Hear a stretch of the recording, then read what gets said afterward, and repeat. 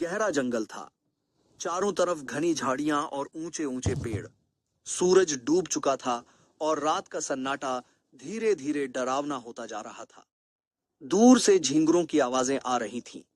एक किला जंगल के बीचों बीच खड़ा था, अपने अंदर अनगिनत कहानियां और राज छिपाए हुए। किले की दीवारों पर जली हुई मशालें मध्यम रोशनी फैला रही थीं। उस किले में एक राजा और रानी रहते थे। राजा का स्वभाव कठोर और घमंडी था। उसे अपनी ताकत पर बहुत घमंड था।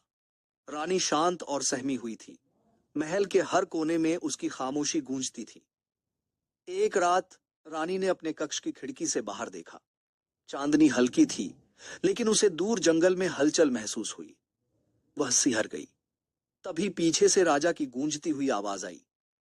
तुम क्या देख रही हो? रानी ने झिझकते हुए कहा। कुछ नहीं, बस यूं ही। राजा उसकी आंखों में डर देख चुका था।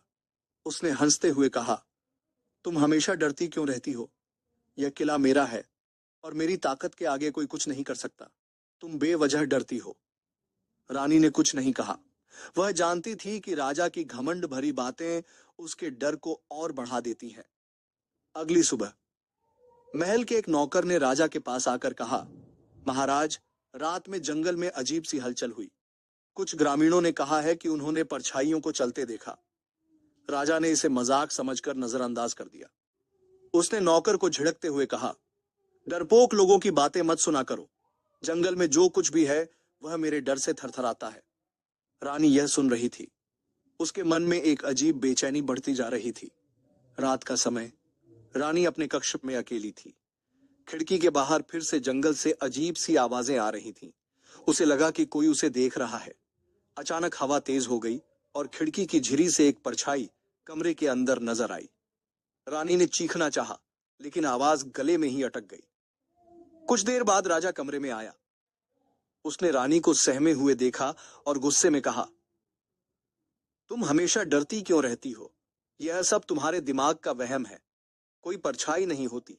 मैं सब संभाल लूंगा। लेकिन इस बार रानी ने धीरे से कहा, कुछ अनहोनी जरूर है। आप इसे हल्के में मत लीजिए। राजा ने अपनी तलवार उठाई और कहा, मैं खुद जाकर देखता हूं कि जंगल में क्या है।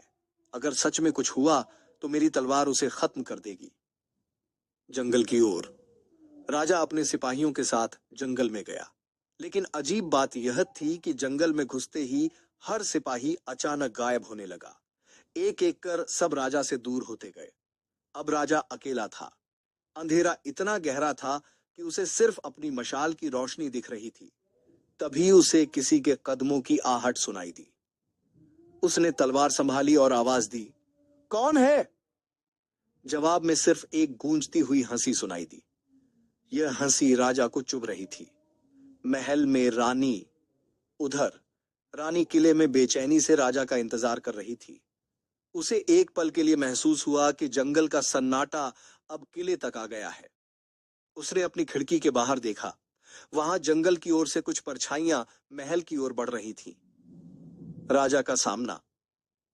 जंगल के बीचों बीच राजा को एक पुराना पेड़ दिखा, जिसके नीचे एक अजीब सा व्यक्ति बैठा था। उसका चेहरा नहीं दिख रहा था। राजा ने उसे ललकारा, कौन हो तुम? मेरे जंगल में क्या कर रहे हो? उस व्यक्ति ने सिर उठाया। उसकी आंखें चमक रही थीं।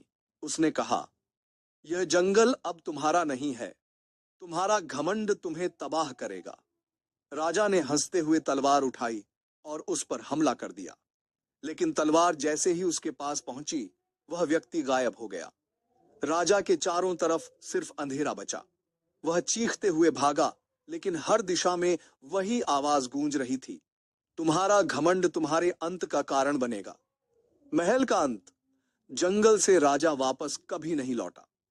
रानी ने किले की खिड़की से देखा कि राजा के घमंड का अंत हो चुका था। किला अब खाली था और जंगल की परछाइयों ने उस पर अपना कब्जा कर लिया। अंत में रानी ने धीरे से खिड़की बंद कर दी। उस रात किले में बस एक सन्नाटा गूंज रहा था और रानी के चेहरे पर एक अजीब सा सुकून था।